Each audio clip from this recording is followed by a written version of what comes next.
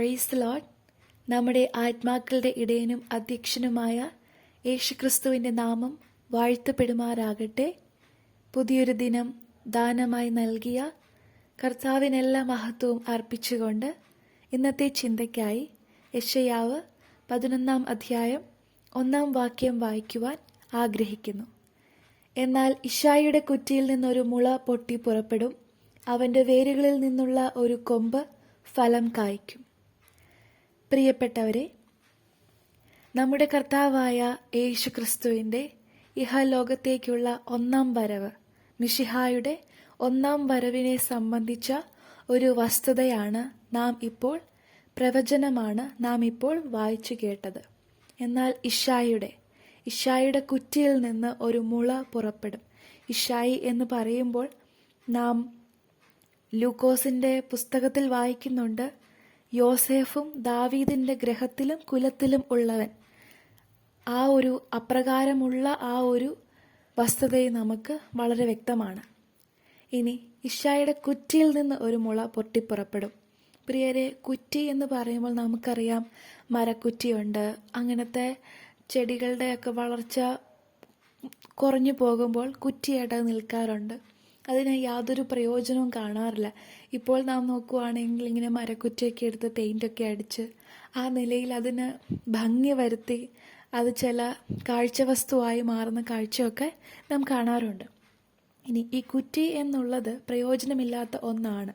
പക്ഷേ നിർജീവമായ ആ കുറ്റിയിൽ നിന്ന് ഒരു മുള പൊട്ടി പുറപ്പെടും എന്നുള്ളത് പരിശുദ്ധാത്മാവിടെ പ്രവാചകനിലൂടെ രേഖപ്പെടുത്തിയിരിക്കുന്നു. അവൻ്റെ വേരുകളിൽ നിന്ന് ഒരു കൊമ്പ് ഫലം കായ്ക്കും.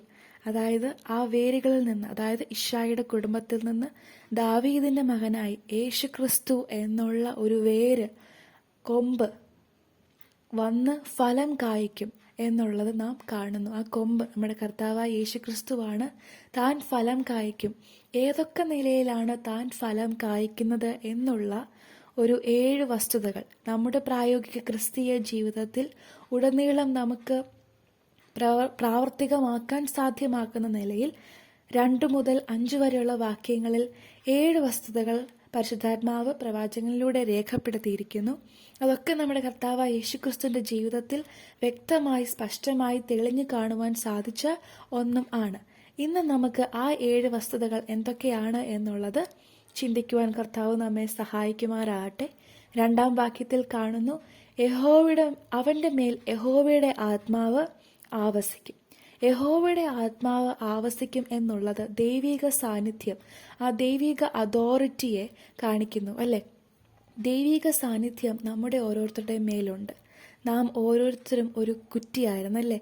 യാതൊന്നും പ്രയോജനമില്ലാത്ത നിർജീവമായ ഒരു മരക്കുറ്റിക്ക് സമമായിരുന്നു നാം ഓരോരുത്തരും. എന്നാൽ കർത്താവായ യേശുക്രിസ്തു മിശിഹ ഈ ലോകത്തിലേക്ക് വന്ന് നമ്മിൽ ഓരോരുത്തരെയും കൊമ്പിനും മുന്തിരിവള്ളിയിൽ വസിച്ചിട്ടല്ലാതെ ഫലം കായ്ക്കാൻ കഴിയുകയില്ല. അപ്പോൾ നമ്മിൽ ആ കർത്താവായ യേശുക്രിസ്തു വസിക്കുന്നത് കൊണ്ടാണ് ഇന്ന് ആ ഒരു പരിശുദ്ധാത്മാവ് നമ്മളിൽ ആവസിക്കുന്നതും ദൈവിക സാന്നിധ്യം നമുക്ക് അനുദിനം രുചിച്ചറിയുവാനും സാധിക്കുന്നതും. അപ്പോൾ അപ്രകാരം കർത്താവിൽ വസിക്കുവാൻ, നമ്മിൽ വസിക്കുന്നത് പരിശുദ്ധാത്മാവ് വസിക്കുന്നു. എന്നാൽ നാം കർത്താവിൽ അനുദിനം വസിച്ചു ജീവിക്കുവാൻ, ആ പൂർണ്ണ സാന്നിധ്യം അനുഭവിക്കുവാൻ, ആ കംപ്ലീറ്റ് നമ്മുടെ അതോറിറ്റി നാം രക്ഷിക്കപ്പെടുമ്പോൾ നാം പറയുന്നുണ്ടല്ലേ, എൻ്റെ കർത്താവായിട്ട്, കർത്താവ് എന്ന് പറയുമ്പോൾ എന്നെ ഭരിക്കുന്നത്. അപ്പോൾ എന്നിലുള്ള പൂർണ്ണമായ അതോറിറ്റി, എൻ്റെ അതോറിറ്റി മൊത്തം ആ കർത്താവിനെ ഏൽപ്പിക്കുന്ന ഒരു സാഹചര്യം നാം കാണുന്നു. 2ാമതായി നമുക്ക് കാണുവാൻ സാധിക്കുന്നത് ജ്ഞാനത്തിൻ്റെയും വിവേകത്തിൻ്റെയും ആത്മാവ്. പ്രിയപ്പെട്ടവരെ, ഇഹലോക ജീവിതത്തിൽ നാം ജീവിക്കുമ്പോൾ പല തരത്തിലുള്ള തീരുമാനങ്ങൾ എടുക്കേണ്ടതായിട്ട് ആ ഒരു ഉൾക്കാഴ്ച ഒക്കെ നമുക്ക് ആവശ്യമാണല്ലേ? പലതും മനസ്സിലാക്കുവാൻ, ശരിയും തെറ്റും തിരിച്ചറിയുവാൻ, നേരെ ഏതെന്നുള്ളത്, പോകേണ്ട വഴി ഏത് എന്നുള്ളത് ഒക്കെ മനസ്സിലാക്കുവാൻ നമുക്ക് പരിജ്ഞാനം ആവശ്യമാണ്, ആ ജ്ഞാനം ആവശ്യമാണ്, വിസ്ഡം അല്ലെ? നാം വിവേകത്തോടെ, ബുദ്ധിയോടെ, കർത്താവ് തിരുവചനത്തിൽ രേഖപ്പെടുത്തിയിരിക്കുന്ന പോലെ നാം പാമ്പിനെ പോലെ ബുദ്ധിയുള്ളവരായിരിക്കണം. ഇഹലോകത്തിൽ നാം ജീവിക്കുമ്പോൾ നമ്മെ തെറ്റിക്കളയുവാൻ, നമ്മുടെ വഴി മാറ്റിക്കളയുവാൻ നാം ചിലപ്പോൾ ദുഷ്ടൻ്റെ ആലോചന പ്രകാരം പാപികളുടെ വഴിയിൽ നിൽക്കേണ്ടി വരും. പരിഹാസികളുടെ ഇരിപ്പിടത്തിൽ ഇരിക്കാതെ അങ്ങനെയൊക്കെ വരുന്ന സാഹചര്യങ്ങളിൽ നാം ഏതാണ് നല്ല വഴി, മുന്തിരിവള്ളി കൊമ്പിന് മുന്തിരിവള്ളിയിൽ വസിച്ചിട്ടല്ലാതെ അപ്പോൾ എവിടെ നാം വസിക്കേണ്ടത് എന്നുള്ളത് അറിയുവാൻ, മനസ്സിലാക്കുവാൻ, നമുക്ക് ചില ഡിസിഷൻസ് എടുക്കുവാൻ ഒക്കെ അത് ഏത് മേഖലകളിലായിക്കൊള്ളട്ടെ, ആത്മീകവും ഭൗതികവുമായ ഡിസിഷൻസ് എടുക്കുവാൻ, ആ പരിജ്ഞാനത്തിൽ വളരുവാൻ നമുക്ക് നമ്മെ പരിശുദ്ധാത്മാവ് സഹായിക്കുമാറാട്ടെ. അടുത്തതായിട്ട് മൂന്നാമതായിട്ട് പറയുവാൻ ആഗ്രഹിക്കുന്നത് ആലോചനയുടെയും ബലത്തിൻ്റെയും ആത്മാവ്. പ്രിയപ്പെട്ടവരെ, ആലോചനയുടെയും ബലത്തിൻ്റെയും എന്ന് പറയുമ്പോൾ ആലോചന അല്ലേ, ഒരു എബിലിറ്റി ടു കോംപ്രിഹെൻഡ്, നമുക്ക് കാര്യങ്ങൾ തിരിച്ചറിയുവാൻ, ചില കാര്യങ്ങളൊക്കെ സംഭവിക്കുമ്പോൾ അത് ദൈവഹിതമാണോ, വിൽ ഓഫ് ഗോഡ്, ദൈവത്തിൻ്റെ ഹിതം മനസ്സിലാക്കുവാൻ, അതൊന്ന് ഇൻ്റർപ്രറ്റ് ചെയ്തെടുക്കുവാനായിട്ടൊക്കെ നമ്മെ സഹായിക്കുന്നത് അതാണ്. യുവാക്കളായ നമുക്ക് ഓരോരുത്തർക്കും ഇഹലോകത്തിൽ നാം ജീവിക്കുവാൻ പല പ്രയാസങ്ങൾ വരാം, പല തീരുമാനങ്ങൾ നമ്മുടെ മുമ്പിലേക്ക് വരാം, പലരും നമ്മുടെ മുമ്പിലേക്ക് നമ്മെ അപ്രോച്ച് ചെയ്യാം. അപ്പോൾ അങ്ങനെയുള്ള സാഹചര്യങ്ങളിൽ ദൈവഹിതം ഏതാണ് എന്നുള്ളത്, ദൈവത്തിൻ്റെ ആലോചന അറിയുവാനുള്ള ആത്മാവ് നമുക്കുണ്ട്. പക്ഷേ അത് വേണ്ട വിധത്തിൽ പ്രയോജനപ്പെടുത്തുവാൻ നമുക്ക് ഇടയായി തീരട്ടെ.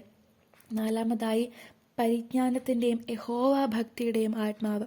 പരിജ്ഞാനം എന്ന് പറയുന്നത് ദൈവത്തോടുള്ള ഒരു ഇൻറ്റിമസി അല്ലേ, ദൈവത്തോടുള്ള അടുപ്പം, ആ ഒരു ഒട്ടും അകന്നു പോകാതെ എൻ്റെ ഒരു ഫ്രണ്ടായിട്ട്, നമ്മുടെ ഒരു ഫ്രണ്ടായിട്ട് നമുക്ക് ദൈവത്തെ കാണാൻ നമുക്കിടയായി തീരട്ടെ. ഇനിമേൽ നമുക്ക് അങ്ങനെ ചെയ്താലോ, നമ്മുടെ ഒരു സുഹൃത്തായിട്ട് ദൈവത്തിന് കൊടുക്കേണ്ടതായി അവിടെ പറയുന്നത് പരിജ്ഞാനം യഹോവ ഭക്തി ഒന്നിച്ച് പറയുന്നത്, ദൈവത്തിന് യഹോവ ഭക്തി എന്ന് പറയുന്നത് ദ റെവറൻസ് അല്ലേ, ആ ഒരു ഫിയർ, കർത്താവിനെ നമ്മുടെ ദൈവത്തെ നാം ഭയക്കണം, ദൈവത്തിന് കൊടുക്കേണ്ട ബഹുമാനം കൊടുക്കണം. അറ്റ് ദ സെയിം ടൈം നമ്മുടെ ഒരു സുഹൃത്തായിട്ട് നമുക്ക് കർത്താവിനെ കാണാൻ സാധിക്കും എങ്കിൽ, ആ ഒരു ഇൻറ്റിമസി കീപ്പ് ചെയ്യാൻ സാധിക്കുമെങ്കിൽ, നമുക്കെല്ലാം ഷെയർ ചെയ്യുവാൻ, നമ്മുടെ ആവശ്യങ്ങൾ പറയുവാൻ നമുക്ക് കർത്താവ് ഉണ്ട് എന്നുള്ള ആ ഒരു ബോധം, ആ ഒരു ആത്മാവ് നമുക്കുണ്ട് എന്നുള്ളൊരു തിരിച്ചറിവ് നമുക്ക് ഈ നാളുകളിൽ ഇടയാകട്ടെ. ആറാമതായിട്ട് നാം അവിടെ വായിക്കുന്നു 3-ാം വാക്യത്തിൽ, അവൻ്റെ പ്രമോദം യഹോവ ഭക്തിയിൽ ആയിരിക്കും അല്ലേ. നമ്മുടെ സന്തോഷം നാം എവിടെയാണ്, നാം എങ്ങനെയാണ് മനസ്സിലാക്കുന്നത് കർത്താവിനെക്കുറിച്ച്, നമ്മുടെ ദൈവത്തെ ആരാധിക്കുന്നതിൽ, ആ ദൈവത്തിന് കൊടുക്കേണ്ട മഹത്വവും ഭയം നൽകുവാൻ, ആ ദൈവത്തെ നാം നമ്മുടെ ഒരു സുഹൃത്തായിട്ട് കാണുന്നതിൽ എവിടെയാണ് നമ്മുടെ സന്തോഷം നിൽക്കുന്നത് ഇഹലോക ജീവിതത്തിൽ, നാം എങ്ങനെയാണ് ദൈവത്തെ മനസ്സിലാക്കുന്നത് എന്നുള്ളത് അവിടെ നമുക്ക് കാണുവാനായിട്ട് സാധിക്കുന്നു. അടുത്തതായിട്ട് നാം വായിക്കുന്നുണ്ട് 5-ാം വാക്യത്തിൽ, നീതി അവൻ്റെ നടുക്കെട്ടും വിശ്വസ്തത അവൻ്റെ അരക്കച്ചയും ആയിരിക്കും. അതായത് നീതിയോടും വിശ്വസ്തതയും ഇല്ലെങ്കിൽ ഇതൊന്നും പ്രവർത്തിച്ചിട്ട് യാതൊരു കാര്യവുമില്ല. നമുക്ക് നമ്മുടെ ഉള്ളിൽ ആത്മാവ് ആവസിക്കുന്നുണ്ടായിരിക്കാം, നാം ജ്ഞാനത്തോടും വിവേകത്തോടും ആലോചന ഒക്കെ നാം ചോദിക്കുന്നുണ്ടായിരിക്കാം.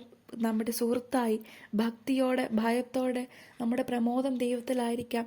ഇതൊക്കെ നമുക്കുണ്ടെങ്കിലും നാം റൈച്ചസ്നെസ്, ഫെയ്ത്ത്ഫുൾനെസ് ഉള്ളവരായിട്ട് ജീവിക്കുവാൻ കർത്താവ് നമുക്ക് വരും ദിവസങ്ങളിൽ സഹായിക്കുമാറാട്ടെ. നമ്മളെല്ലാം we are on a mission in this world അല്ലേ, നമ്മളെല്ലാവരും ഒരു മിഷന് ഈ ലോകത്തിലേക്ക് നമ്മെ അയച്ചിരിക്കുക. അതിനെ നമ്മെ സജ്ജീകരിക്കുന്ന, ശാക്തീകരിക്കുന്ന, പ്രാപ്തമാക്കുന്നതാണ് ഈ 7 വസ്തുതകളും. ഇത് നമ്മുടെ പ്രായോഗിക ക്രിസ്തീയ ജീവിതത്തിൽ ഒരു മരക്കുറ്റിയായിരുന്നു നമ്മെ വളർത്തി, നമ്മെ കൊമ്പാക്കി ഒരു ഫലം കായ്ക്കുന്നവരാക്കി തീർക്കുവാൻ ക്രിസ്തുവിന് വേണ്ടി കർത്താവ് ദിവസങ്ങളിൽ സഹായിക്കുമാറാട്ടെ. ദൈവനാമം ഈ വചനങ്ങളാൽ വാഴ്ത്തപ്പെടുമാറാകട്ടെ, മഹത്വപ്പെടുമാറാകട്ടെ. ആമേൻ. സ്തോത്രം.